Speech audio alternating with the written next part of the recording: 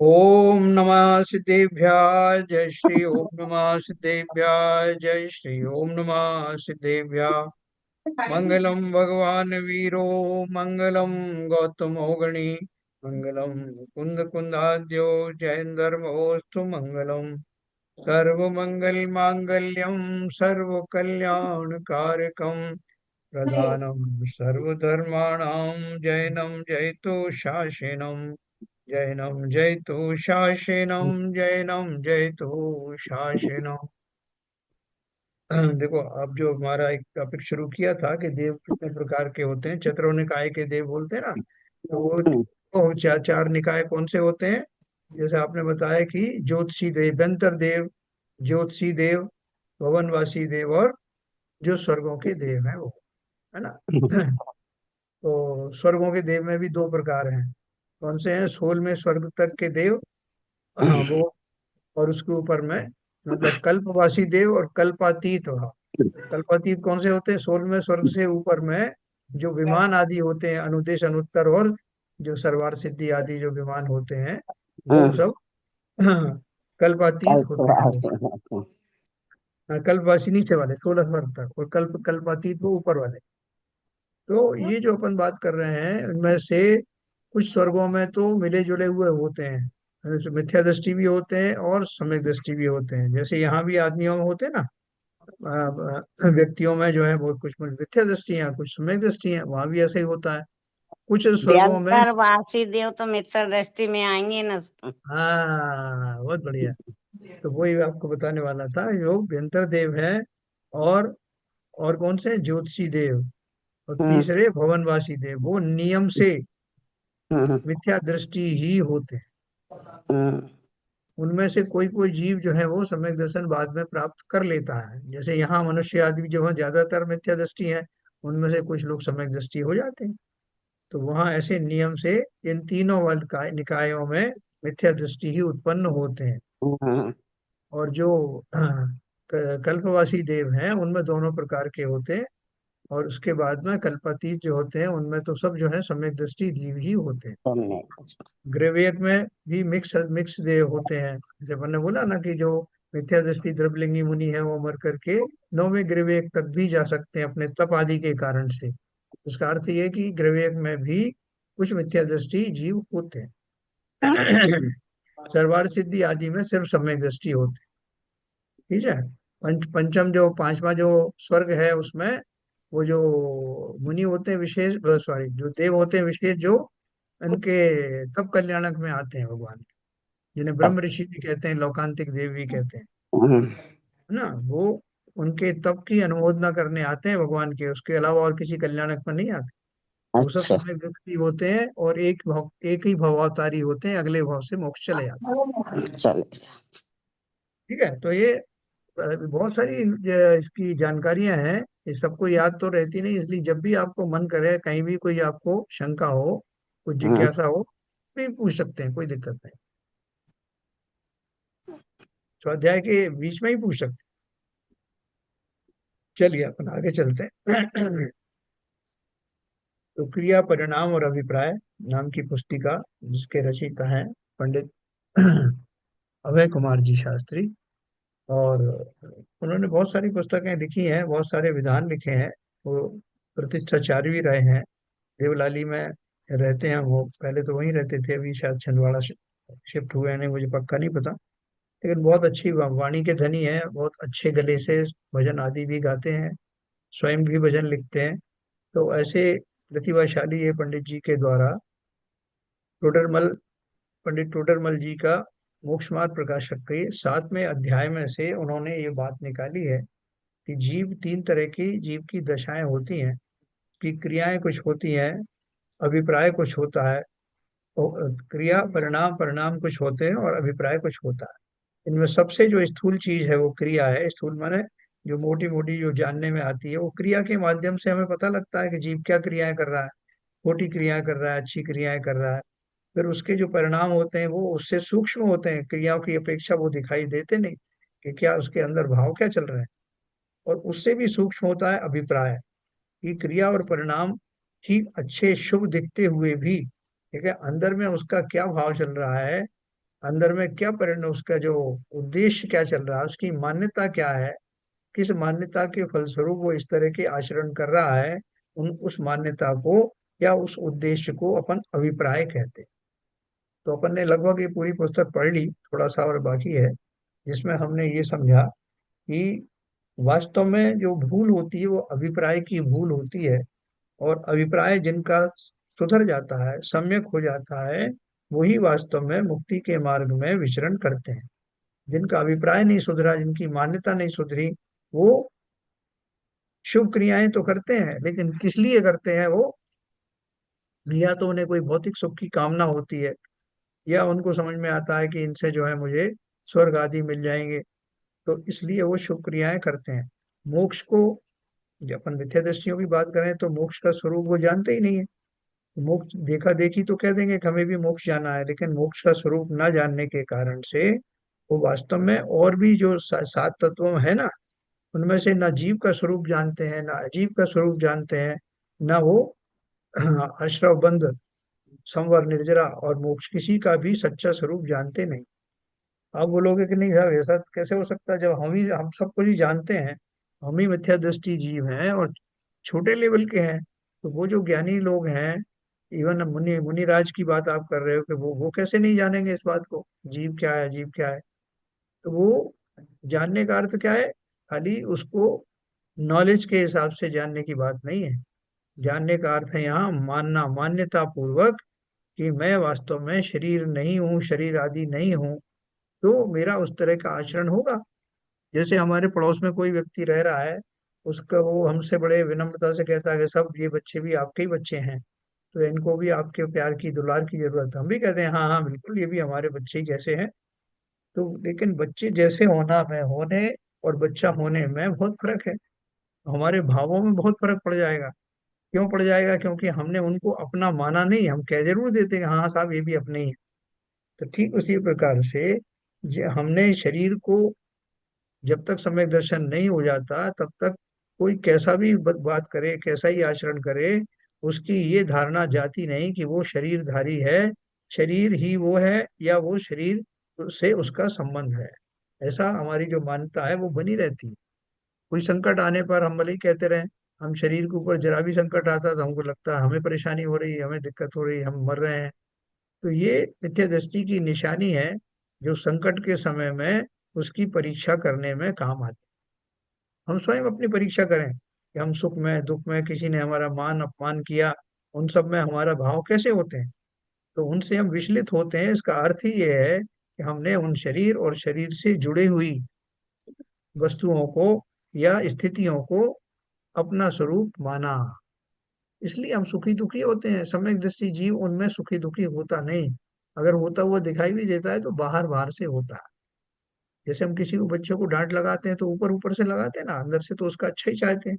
तो ठीक उसी प्रकार से जो जीव है, जो ज्ञानी जीव है, वो ज्ञानी जीव भी ऐसे चतुर्थ गुण स्थान वर्ती हैं, जिन्होंने अभी गृहस्थी छोड़ी नहीं है, गृहस्थी में ही है, लेकिन फिर भी बस बाहर के सारे काम हमारे जैसे करते हुए भी अंदर से वो विरक्त होते हैं, और इन सब क्रियाओं को अपना कर्तापना से जोड़ते नहीं कि मैं इनको करता हूँ।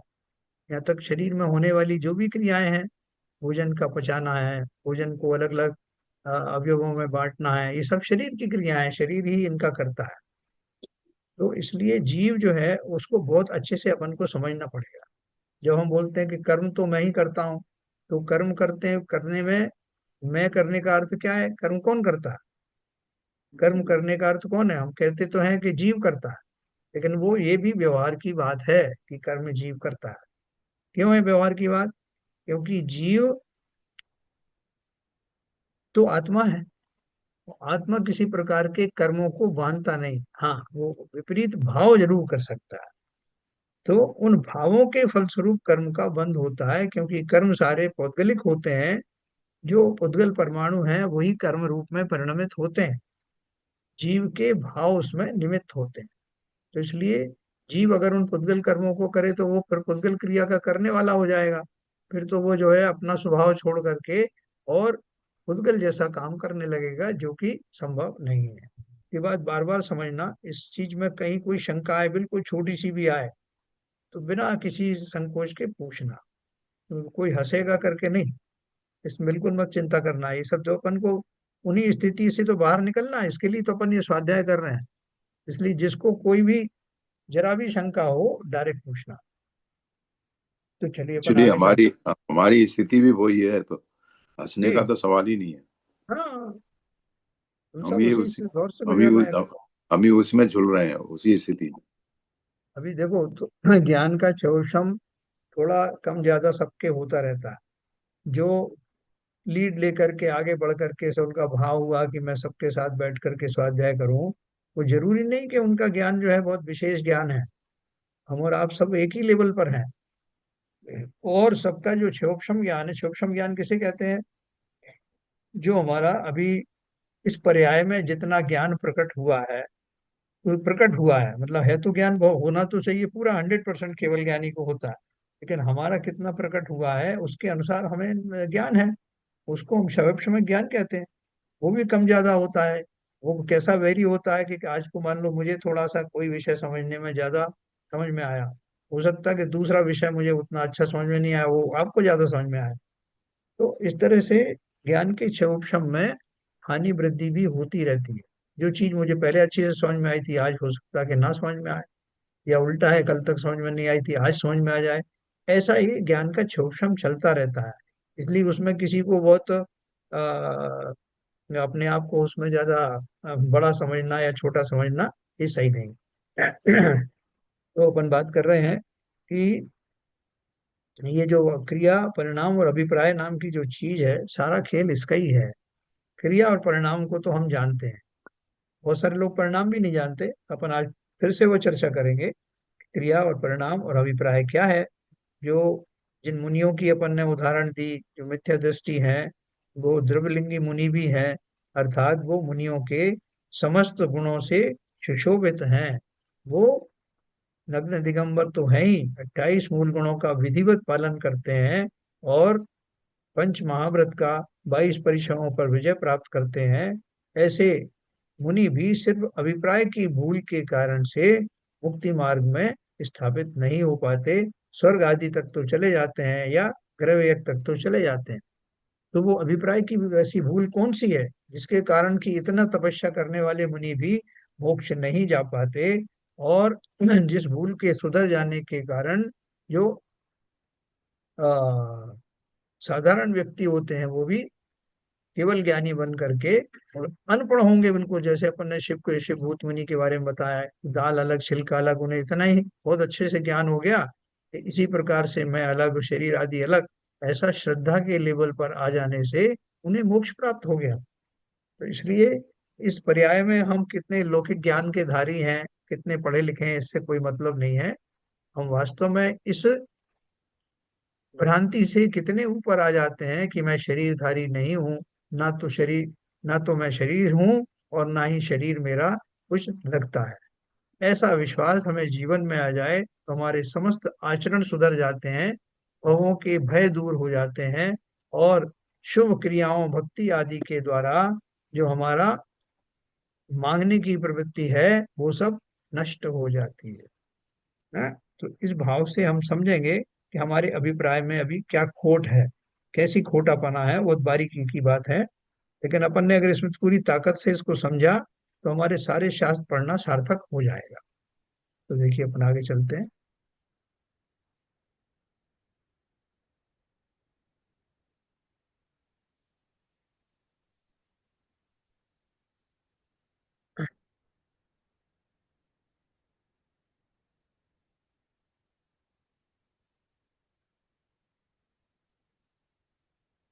द्रव्यलिंगी का अर्थ अभी तक सब समझ गए होंगे कि द्रव्यलिंगी का अर्थ क्या है।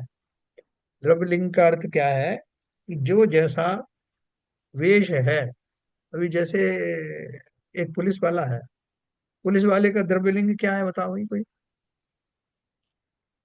पुलिस वाले का द्रव्यलिंग क्या है जिसको देख के आपको लगेगा कि ये पुलिस वाला है? वो जो जिस आप वेश में रहता है, जो कपड़े पहनता है, हाँ जी। और उसके कपड़े के ऊपर जो जो उसके पर आर्टिकल लगे रहते हैं, हाँ बिल्कुल। वो उसकी पहचान है, तो इसलिए पुलिस वाला कहते हैं। वो यस, उसके ऊपर आवरण डाला हुआ है उसने अपना। जो स्वरूप है, अपन को ही आके खड़ा हो जाए आदमी सीधा, जैसा मैं पुलिस वाला हूँ, कि कैसे पुलिस वाले हो? हम तो नहीं लग रहे तुम पुलिस वाले। कि पुलिस की जो परिधान होता है, जो उसकी वेशभूषा होती है, जो उसका आचरण होता है, वो सब तो दिखना चाहिए ना कि तुम पुलिस वाले हो। तो वो उसका आचरण और बाह्य उसकी वेशभूषा, वो सब मिला करके उसका द्रव्य लिंग बनता है।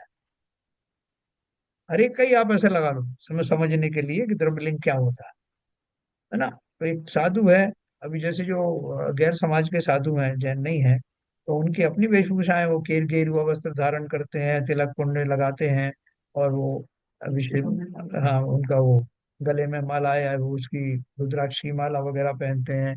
मैं अपने मनी की बात नहीं कर रहे। तो उनका उनका साधुओं का वो द्रव्यलिंग है। जब उस जाति के लोगों से, उस ग्रुप के लोगों से पूछोगे कि तुम्हारे साधु कौन है, तो बताते कि ये खड़े ना था। उनकी वाह्य वेशभूषाएं, और उनके ये इमेजिन करके कि ये सब साधना करते हैं, साधुओं जैसे करते होंगे, ये मान करके उनका वो लिंग जो है, उसको वो साधु लिंग मानते हैं। तो सर, ठीक जो उसी प्रकार। हाँ, जो नागा होते हैं, जी। तो जो नग्न रहते हैं, क्या उनको द्रव्यलिंगी मुनि कहा जा सकता है? नहीं नहीं नहीं, सवाल ही नहीं, सवाल ही नहीं। क्योंकि क्योंकि उनका देखो आचरण, हाँ, मैं उनका आपको और आचरण। आगे, हाँ, आगे की चीज मैं आपको बता रहा हूँ। ये इसी के लिए मैं ये पूरा डिराइव कर रहा हूँ कि अब वो जो इनकी तो बाह्य वेशभूषा खाली हुई, क्योंकि लोगों को वही दिखाई देती है, और वो अंदर के भावों को ना तो वो जानते हैं और ना सामने वाले जानते हैं, लेकिन फिर भी उन्हें तो बाह्य वेशभूषा देख करके त्रिपुंड लगाया हुआ है, जटाएं पड़ी हुई हैं, रुद्राक्ष की माला पहने हुए हैं, गेरुआ वस्त्र धारण किए हुए हैं, खड़ाओं से चल रहे हैं, एक कुल मिला के सारा उनका वेशभूषा से वो अंदाज लगाते हैं कि ये एक प्रकार की तपस्या भी करते होंगे, इसलिए उनको साधु माना गया, उनके उनके मत के अनुसार। अब हमारे यहाँ जो है, नग्नता तो एक चीज है। जो 7 विशेष गुण होते हैं, 28 मूल गुणों में, 7 21 और 7 28, तो वो नग्न वेश धारण करना, वो तो उसका एक पार्ट है।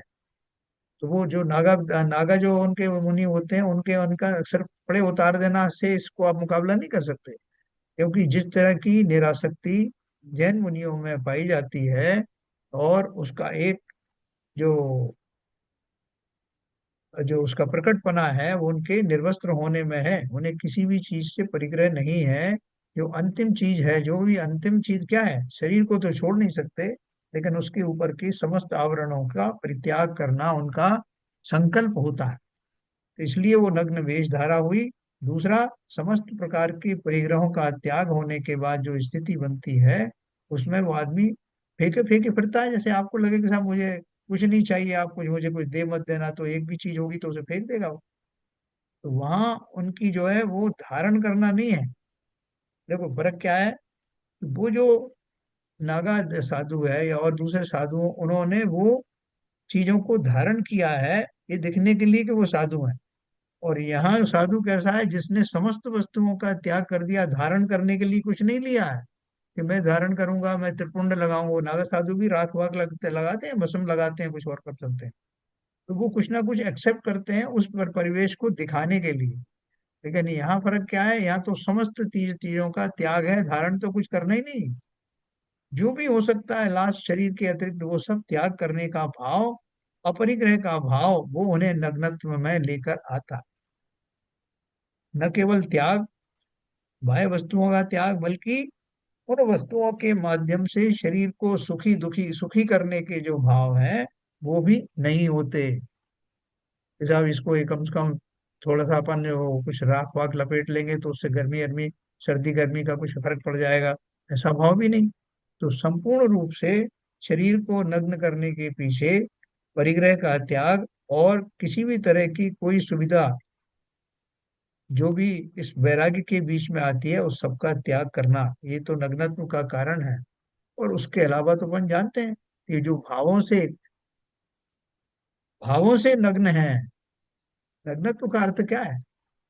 कि जो वस्तु जैसी है, उस वस्तु को निरावरण करना, वही उसकी सम्यक स्थिति है। रत्न लपेट के लाए, कोई 2 3 बॉक्स में लाए, एक बॉक्स, फिर उसके ऊपर दूसरा बॉक्स, फिर तीसरा बॉक्स, फिर आप क्या बोलते हैं, भाई साहब हमें तो रत्नों के दर्शन कराओ। बोले साहब इसके लिए तो इसके सारी जो ऊपर की कवरिंग निकालनी पड़ेगी, पैकिंग निकालनी पड़ेगी। बोले निकालो। बोले साहब ये रत्न फिर नग्न हो जाएगा। बोले नग्न ही तो सच्चाई है, नग्नता क्या है? उसी प्रकार से ये आत्मद्रव्य जब अंदर से नग्न होता है, नग्न होने का भाव करता है, तब उसकी सारी ऊपर की जो परतें हैं वो सब निकल जाती हैं। और उन परतों का निकल जाना ही अभिप्राय का सम्यकपना है।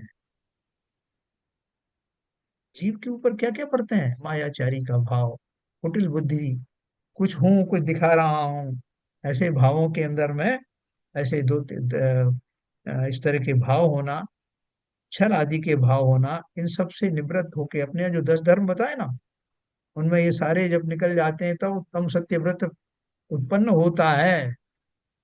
सत्य महाव्रत, सत्यानुव्रत, ये कहाँ से आते हैं?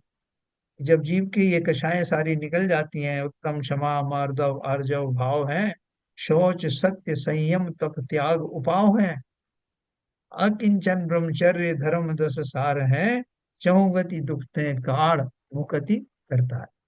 ये चारों लाइन आप पढ़ोगे ना, तो आपको पूरी चीज समझ में आ जाएगी कि 10 धर्म क्या है। 10 धर्म क्या है? धर्म के 10 लक्षण, कि मेरे जीवन में धर्म आ गया है, इसके ये 10 प्रकार के लक्षण हैं। जैसे किसी बोलते हैं कि साहब, डॉक्टर बोलता है कि आपको क्या क्या प्रॉब्लम है, तो साहब मेरे को ठंड लगती है, और बोले ठंड के साथ बुखार आता है, और और थोड़ा दूसरी और प्रॉब्लम भी है, हाथ पैरों में दर्द रहता है, तो वो ठीक है आपको मलेरिया हो गया। कैसे जाना डॉक्टर ने? आपके बाह्य लक्षणों से जो आपने ही बताए हैं उनके आधार पर उसने ये निर्णय लिया। तो ठीक उसी प्रकार से जीवन में जब ये 10 लक्षण प्रकट होते हैं, तब ये बात कही जाती है कि उनकी जीवन में धर्म प्रकट हुआ है ना।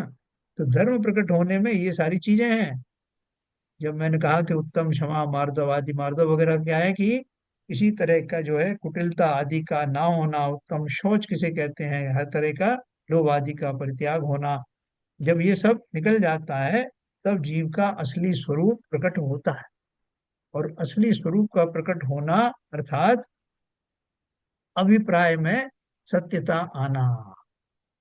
अभी तक मेरी ये बहुत कुटिल बुद्धि है, हम सबका अभिप्राय सम्यक नहीं है।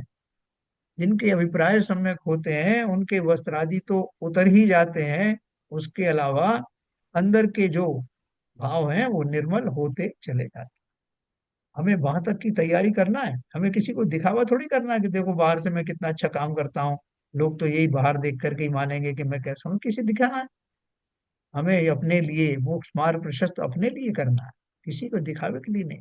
इसलिए वो मुनिराज जो होते हैं, उनसे अगर कुछ गलती होती है तो आचार्य के सामने आके अपने भावों का एक एक का उल्लेख करते हैं कि भगवान आज मुझसे ऐसा ऐसा गलती हो गई, है ना। होते ना आ, महाराज जो दोनों ने वहाँ कंपनाचार्य के सामने जा करके कबूल किया था ना कि हमने उन मंत्रियों से विवाद किया, उस समय मेरे मन में मान कषाय थी, उस समय मेरे मन में उनको नीचा दिखाना था, ये सब उन्होंने स्वीकार किया। क्यों स्वीकार किया? उनसे किसी ने पूछे नहीं था, ना उनके अंदर कोई झांक के देख सकता था। लेकिन उन्हें तो स्वयं को सरल बनाना था, अपने अभिप्राय को सम्यक बनाना था। इसलिए उनके जो तात्कालिक रूप से भाव बिगड़े, उसके लिए उन्होंने उनसे प्रायश्चित मांगा। तो यहाँ हम वही कर रहे हैं। हम अभिप्राय को तो समझे कि मेरा अभिप्राय क्या बसा हुआ है, मेरे अंदर में किस तरह के भाव पनपते रहते हैं, किस तरह की मेरी मान्यता है। उन मान्यताओं को जब तक मैं सम्यक नहीं बनाऊंगा, सच्चा नहीं बनाऊंगा, सरल नहीं बनाऊंगा, तब तक मैं कैसी भी शुभ भाव करूं, शुभ क्रियाएं करूं, मोक्ष होना संभव नहीं है। तो देखो सर, यही उन्होंने लिखा है। हाँ बोले। आपके अभी के विवेचन से एक प्रश्न उठा है। हाँ। जो ऐसे द्रव्यलिंगी मिथ्या दृष्टि जो मुनि होते हैं, हम्म। क्या वो 10 धर्म का पालन करते हैं? हम्म। बताओ, इसका उत्तर आप ही बताओ। मेरे हिसाब से तो नहीं करते हैं, क्यों? क्योंकि जो 10 धर्म हैं उसमें उत्तम जो शब्द लगा हुआ है हर एक धर्म के पीछे, हम्म। वो सम्यक्त का प्रतीक है। बहुत बढ़िया। बहुत बढ़िया। तो मेरे हिसाब से तो वो 10 धर्म का पालन नहीं करते। मतलब आपने देखो एक शब्द से ही आपने ये बहुत बढ़िया निर्णय निकाल लिया, बिल्कुल बराबर है। उत्तम शब्द लगा ही इसलिए है कि उसके आगे सम्यक होना अनिवार्य है। और रही सवाल दूसरी बातों की, उसकी और गहराई में अपन जाए तो जैसे उत्तम क्षमा है, तो सम्यक के बिना होने वाली क्षमा क्या क्षमा है? सम्यक के साथ क्षमा होने का भाव का विश्लेषण करिए। चलो सब लोग करो आज जरा विश्लेषण। सम्यक के साथ होने वाली क्षमा और सम्यक के बिना होने वाली क्षमा में क्या अंतर है? सम्यक के बिना जो क्षमा होगी वो अपने आप एक तो क्षमा भाव आएगा। वो इस तरह से नहीं आएगा कि मुझे क्षमा क्षमा का धारण क्षमा मांगनी है या क्षमा करना है। सबसे जो मूल बात तो ये है। और व्यवहार दृष्टि से सम्यक के बिना अगर क्षमा है तो एक बार उसको क्षमा कर भी दिया तो वो विचार बार बार आएंगे और फिर वही स्थिति बनेगी। और तीसरी बात होती है सम्यक के बिना क्षमा होती है, वो जीव की अपने से ज्यादा क्षमा होती है अपनी आत्मा से। क्योंकि आत्मा के ऊपर जो आप घात कर रहे हैं उस उसको क्षमा भाव में रखना, वो सम्यक के धारण धारण करने वाले उत्तम क्षमा वाले जीव। हम्म। बताओ और कोई बताओ भाई, बहुत बढ़िया क्वेश्चन है, इससे बहुत सारी चीजें आपको दसों धर्म समझने में आसानी हो जाएगी। सम्यक दृष्टि की क्षमा और मिथ्या दृष्टि की क्षमा में क्या अंतर? अभिप्राय में फर्क है। क्या फर्क है? सम्यकत्व होने पर जो क्षमा भाव है वो अभिप्राय में होता है कि मुझे सबको क्षमा भाव रखना है। और सम्यकत्व नहीं है तो केवल छलावा है कि इसको क्षमा कर दिया, दूसरे क्षण गुस्सा भी आ जाएगा।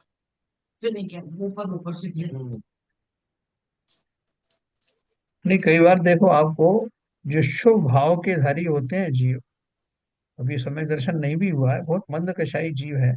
तो मंद कषाई जीव होगा तो उसके कोई आपने किसी तरह का अपराध कर दिया, उसको आपने अपमान आदि भी कर दिया, तब भी वो जो है उसको, उसके भाव ऐसे आते हैं कि थोड़ी देर उसको क्रोध आता है और उसके बाद ठीक हो जाता है। तो उसमें वो क्षमा कर देता है और बिल्कुल भाव ऐसे ही कर देता है कि नहीं, मेरी जो कुछ भी पहले हुआ मैं उसको क्षमा करता हूँ और स्वयं भी उनसे क्षमा मांगता हूँ, बहुत अच्छे भाव से मांगता हूँ, शुभ भावों से मांगता हूँ।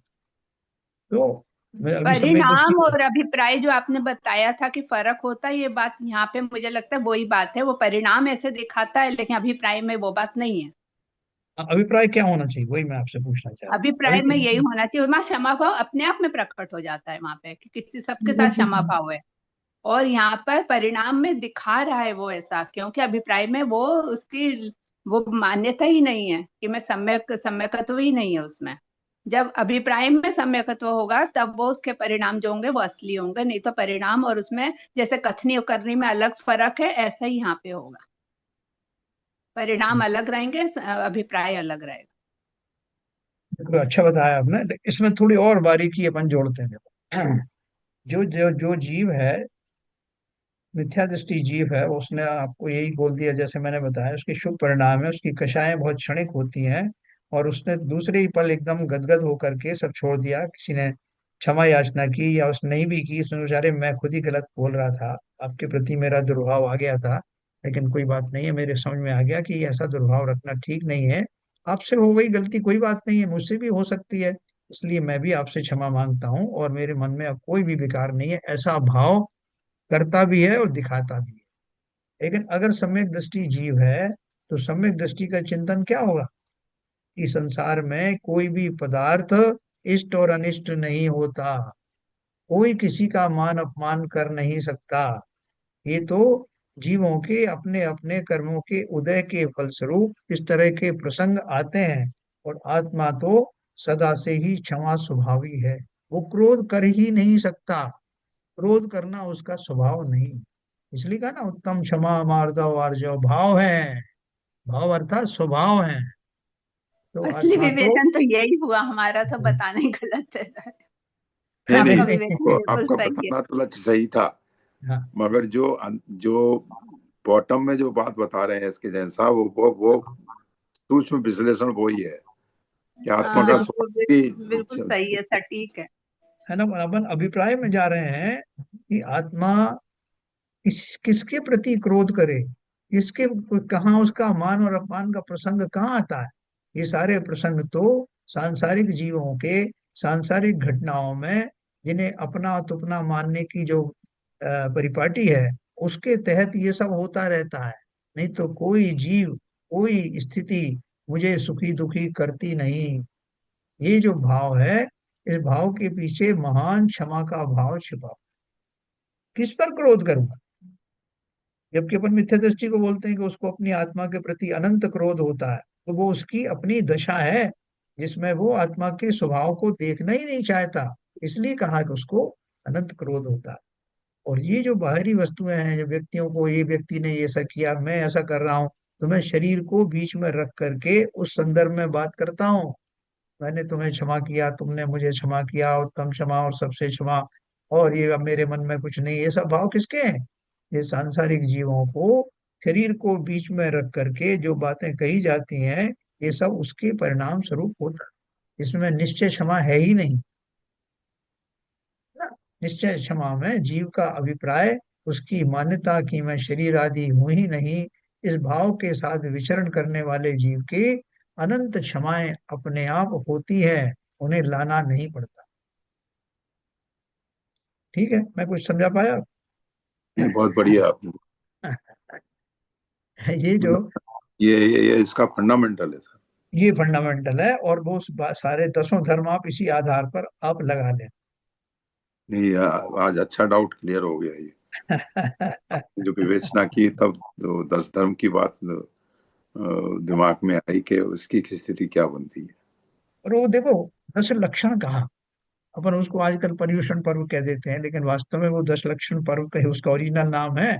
और दस लक्षण का अर्थ क्या है? हम दस धर्म भी कहते हैं, भैया अपन को 10 धर्मों का पालन करना है। धर्म 10 नहीं है, धर्मों के वो लेवल अलग अलग कह सकते हो, उनके लक्षण है वो ये अलग अलग। धर्म के लक्षण है वो है। हाँ, हाँ, हाँ, हाँ, हाँ। जीवन में, मेरे जीवन में धर्म का प्रवेश हो गया, उसका क्या प्रमाण है?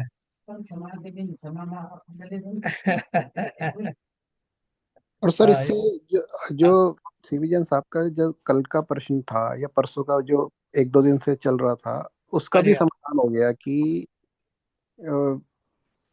वो जो मिथ्या दृष्टि मुनि होते हैं या तविलिंगी जो मुनि होते हैं, अ, अ, वो मोक्ष को मोक्ष मार्ग उनका क्यों नहीं प्रशस्त होता, और नवे ग्रह के तक ही जाके क्यों रुक जाते हैं, और बाह्य दशा को देख के ये कहना बहुत कठिन है कि उनके आंतरिक परिणाम कैसे चल रहे हैं। तो ये इसलिए ये उससे इससे ये वो वाला प्रश्न भी कुछ हद तक समाधान होता है। उनको देखो, वास्तव में क्या है मैं आपको बताऊं, इसी बात को मैं और क्लियर करता हूँ कि उनको जो है मोक्ष का स्वरूप नहीं मालूम। मोक्ष का स्वरूप नहीं मालूम, लेकिन उन्होंने ये सुना है कि जो चीज स्वर्गों में नहीं है वो भी मोक्ष में मिलती है, ऐसा उन्होंने माना। तो इसलिए स्वर्ग जाने का उनको, स्वर्ग जाने का छोड़ो, स्वर्ग क्यों जाऊं, मैं वहां ना चला जाऊं जहाँ क्यों स्वर्ग से भी ज्यादा अच्छी जगह है। तो उन्हें उस जगह का स्वरूप नहीं मालूम, और जो प्रोसेस है वहां जाने का वो भी नहीं मालूम। देखो, इसमें जो अपन ने पढ़ा था वो ये पढ़ा था, तथा कितने ही जीव अणुव्रत महाव्रत आदि रूप यथार्थ आचरण करते हैं, और आचरण के अनुसार ही परिणाम है। कोई माया लोभादिक का अभिप्राय नहीं है। उन्हें धर्म जानकर, सुनना, उन्हें धर्म जानकर, माया नहीं है, मायाचारी नहीं, उन्होंने माना ही ऐसा है। उन्हें धर्म जानकर मोक्ष के अर्थ उनका साधन करते हैं, किन्हीं स्वर्गादिक के भोगों की भी इच्छा नहीं रखते। परंतु तत्व ज्ञान पहले नहीं हुआ, इसलिए आप तो जानते भी नहीं, केवल स्वर्गादिक ही को का साधन करते हैं। है ना? नहीं, देखिए तो देखिए साहब, हाँ। ये जो स्टेंजा है इसमें हाँ। स्थिति बहुत क्लियर हो गई।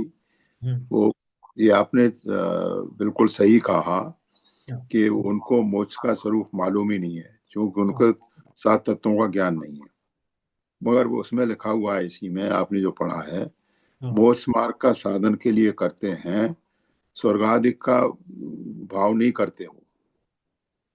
स्वर्गादिक की भी चाह नहीं, क्यों नहीं है? तो उन्होंने हाँ, उनको ये बताया गया कि इससे बढ़िया चीज मोक्ष है। उससे बढ़िया चीज वो है। हाँ। उत्कृष्ट तो उत्कृष्ट चीज मोक्ष मार्ग है। तो ये लेकिन वो प्रश्न क्लियर वो हो मोक्ष गया। का स्वरूप, हाँ, मोक्ष का स्वरूप नहीं जानने के कारण वो ये सोच रहे हैं कि स्वर्ग आदि में जो सुख मिलते हैं उससे कहीं ज्यादा मोक्ष में मिलेंगे। उसकी जाति का भी नहीं पता कि वो जो सुख है वो अलग जाति का होगा। अभी जैसे जैनियों को पता है कि जो चंद्रमा है वो एक विमान है, और वो इंद्र है ज्योतिषी देवों का, उसका विमान है जिसे चंद्रमा कहते हैं, और इतनी इतने योजन की दूरी पर वो रहता है। अभी यहाँ के साइंस वालों ने ये बता दिया कि भाई उनका चंद्रयान जा रहा है, वो चंद्रमा के ऊपर जा रहा है। जितने भी लोग साइंटिस्ट हैं वो लगे हुए हैं, कहाँ जाने में लगे हैं? चंद्रमा में। कौन सा चंद्रमा? जो उन्होंने माना है जिसे चंद्रमा। अब जैनी लाख लड़ते रहे कि आप वहां जा ही नहीं सकते, वहां जाइए, उन्हें उनसे उससे मतलब नहीं। उन्होंने जिस चंद्रमा को माना है उसी में होड़ लगी हुई है कि भारत भी जा रहा है और ये भी जा रहा है और वो जा रहा है। उसका स्वरूप ही उन्हें नहीं पता। लेकिन चंद्रमा के नाम से ऐसा उनको लग रहा है कि मैं चला जाऊंगा तो मैं, मेरा नाम हो जाएगा कि मैं गया।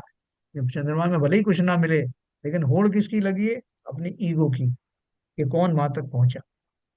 तो ठीक उसी प्रकार से उनका है। उस मोक्ष का स्वरूप पता नहीं, इसलिए, और उसका साधन पता नहीं कि उसका साधन क्या है।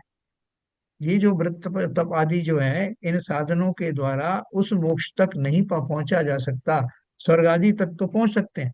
इसलिए उन्होंने एक टेबल में लिखा है, देखो, जो पेज टेबल अपन ने पढ़ी थी, इसमें मिथ्यादृष्टि द्रविलिंगी मुनि का जो आचरण है वो क्या है। उनको इंद्रों से कंपेयर किया था। तो व्रत आदि को स्वर्ग मोक्ष का कारण मानते हैं, और ये जो इंद्र आदि हैं जो ऑलरेडी वो स्वर्ग में पहुंच गए हैं, वो बोलते हैं व्रतादि क्रिया को मोक्ष का कारण नहीं मानते। राग भाव छूटने से उसके कारणों का त्याग सहज हो जाता है ना। ये उसकी सही स्थिति को जानते हैं। अपन ये सब इतनी सारी बातें क्यों कर रहे हैं? क्योंकि हमें अपने अभिप्राय को सम्यक करना है। क्या ऐसा हो सकता है कि हमारा अभिप्राय सम्यक हो जाए और हमें सम्यक दर्शन ना हो? नहीं, अब प्राय सम्यक हो गया तो सम्यक दर्शन हो ही गया ना। बस। It is the resultant. अभी हम उसको सम्यक दर्शन के रूप में बोल रहे थे, अब चिल्ला रहे सम्यक दर्शन प्राप्त करना चाहिए। अब हम बोल रहे हैं कि हमारा अभिप्राय सुधरना चाहिए। तो दोनों बातें एक हैं कि अलग अलग, बिल्कुल जी? दोनों विपरीत हैं सर। एक एक ही है जी। हाँ, दोनों बातें एक ही हैं। अभिप्राय की समस्त भूलों का समाप्त होना, अर्थात मान्यता शुद्ध होना, और उस मान्यता के अनुसार उन तत्वों का ज्ञान होना, यही अभिप्राय का सामर्थ्य है, अभिप्राय का यथार्थ है, और यही तो सम्यक है। नहीं, इस मेरा सम्यक कहना को, हाँ, कि सम्यक दर्शन प्राप्त करना और सम्यक दर्शन हो जाना, ये हाँ, दोनों विपरीत चीजें हैं। सम्यक दर्शन हो जाना मतलब अभिप्राय की मान्यता सही हो जाना, तो सम्यक दर्शन हो जाता है। हम्म। ये कहना था मेरा। जो सम्यक आपने दर्शन प्राप्त करने की, हाँ, बराबर है। तो देखो, अभी एक लास्ट प्रश्न करके अपन समाप्त करेंगे। यदि द्रव्यलिंगी को कषाय करने का अभिप्राय है, तो वह नौवें ग्रीवेक तक कैसे चला जाता है? ये भी बहुत क्लैरिटी के साथ उन्होंने बताया कि उनका उद्देश्य है क्या कषाय करने का। उत्तर दिया, ये अपन ने पढ़ा था कल। बहुत अच्छे से समझना, घातीय कर्म का बंध कैसे होता है, उनका उदय में क्या होता है, उनका क्षय कैसे होता है, और अघातीय कर्म में कैसे होता है ना। ये तुम जानते हैं घातीय कर्म कितने प्रकार के होते हैं? 4 प्रकार के। कौन कौन से होते हैं? दंतानुबंधी ज्ञानावर्णी, हाँ, ज्ञानावर्णी, दशावर्णी, मोहिनी और अंतराय। और तरह है। हाँ, और अघातीय कर्म कौन से होते हैं? 4। आयु नाम आयु, आयु नाम गोत्र गोत्र। और वेदनी, वो वेदनी, है ना। अब देखो, ये जो चारों कर्म है हमारे, आयु नाम गोत्र और ये वेदनी आदि, ये हमारे पुण्य के फलस्वरूप ये अच्छे वाले होते हैं। पुण्य प्रकृतियों में अच्छे वाले, आयु है तो अच्छी आयु मिली, नाम है तो नाम कर्म की जो अच्छी प्रकृतियां वो मिलती हैं पुण्य के प्रताप से, और गोत्र है गोत्र तो उच्च गोत्र में उत्पन्न होते हैं। और और वेदनी में, हाँ, वेदनी में साता वेदनी का जो हमको लाभ मिलता है, तो ये किसके पुण्य के कारण मिलता है। यानी पुण्य के उपलक्ष्य में ये सब चीजें, अघातीय कर्मों की उपलब्धियां होती हैं। लेकिन ये कितनी भी मिल जाए आपको, आपके जो 4 घातीय कर्म हैं वो पाप प्रकृति वाले ही हैं। इस पुण्य से वहां कुछ फर्क पड़ने वाला नहीं। है ना।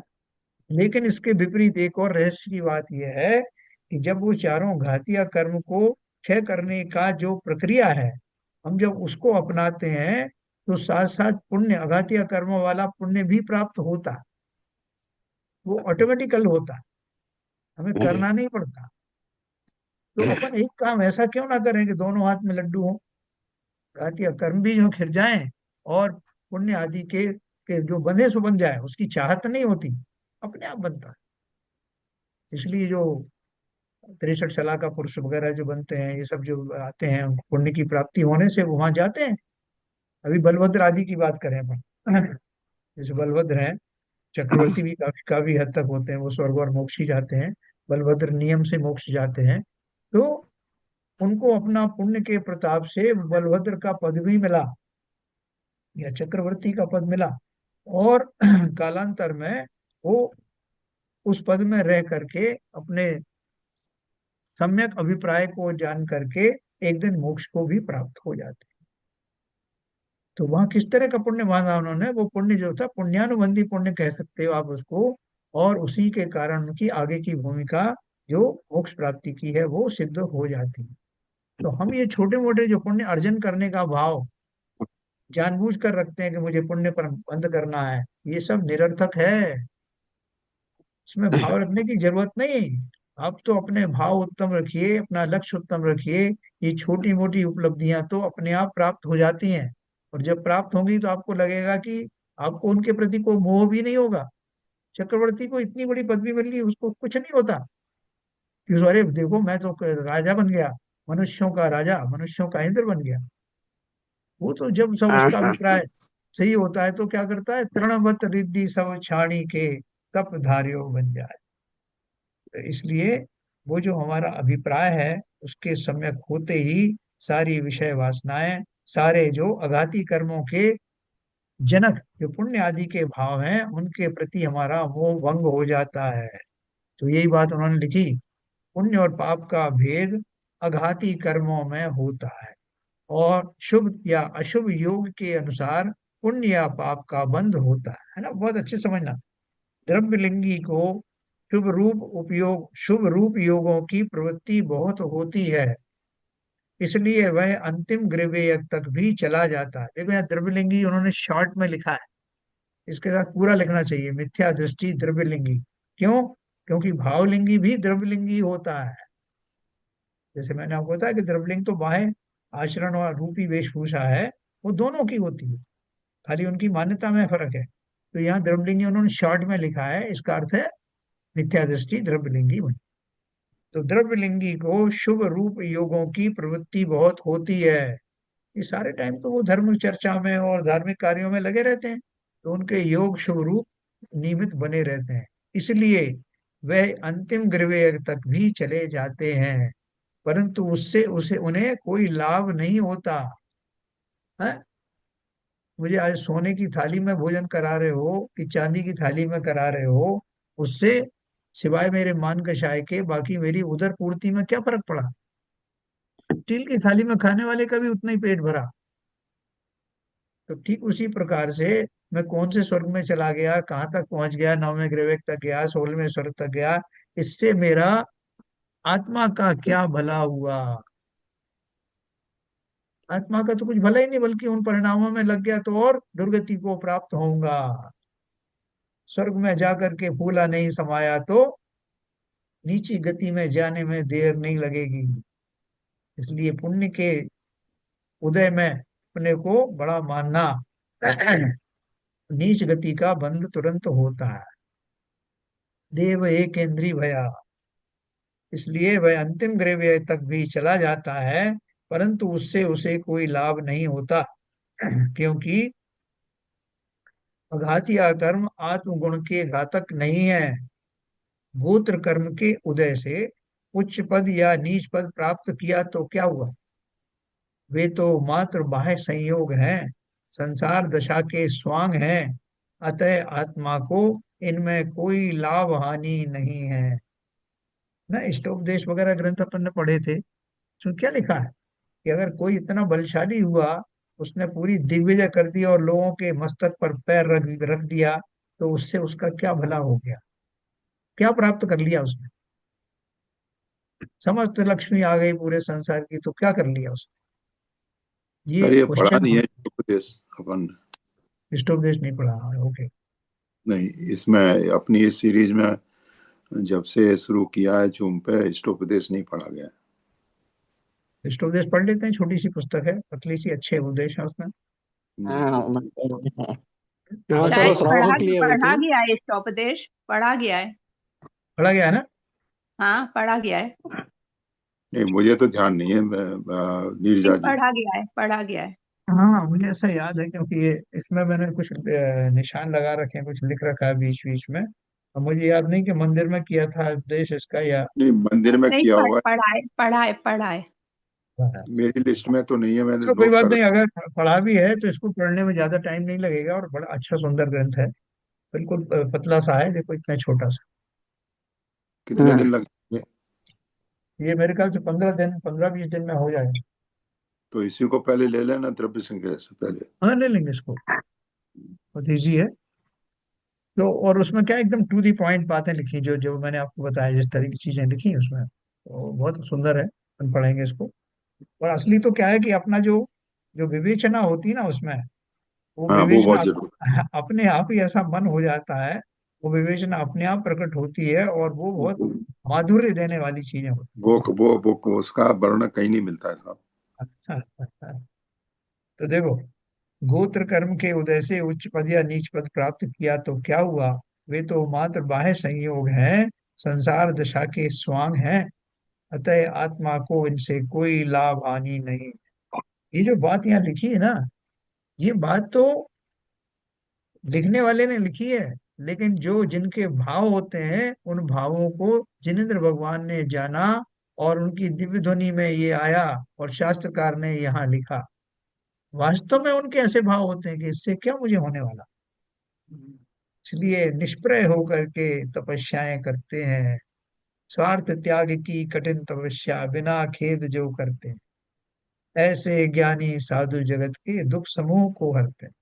निष्प्रय हो उपदेश दिया, किसी को सुधार दूं, किसी को बड़ा कर दूं, मैं बड़ा हो जाऊं, ऐसा कोई भाव नहीं। निष्प्रय हो उपदेश दिया, है ना? वो मेरी भावना का एक एक लाइन पढ़ना आप।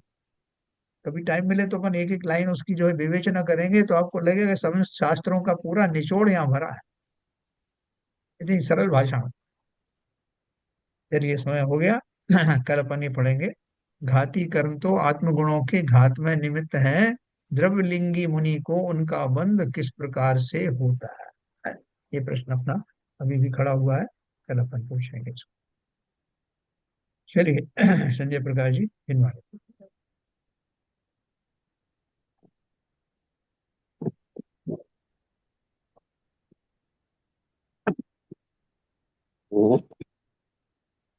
मिथ्यातम नाश वे को ज्ञान के प्रकाश वे को आपा परिभाष वे को भानु से बखानी है। छहु द्रव्य जान वे को बंद विधि भान वे को स्वपर पिछान वे को परम प्रमाणी है। अनुभवताए वे को जीव के जताए वे को कहु न सताए वे को भव्य उरयानी है। जहाँ तहाँ तार वे को पार के उतार वे को सुख विस्तार वे को यही जीने वाली है। हे जिन वाली भारती तो है जपू दिन रैन, जो तेरी शरणा गए तो पावे सुख चैन। जावाणी के ज्ञान से सूझे लोकालो, सो वाणी मस्तक धरो सदा देते दो, सदा देते दो। जिनवाणी माता की जय। कार्य सर।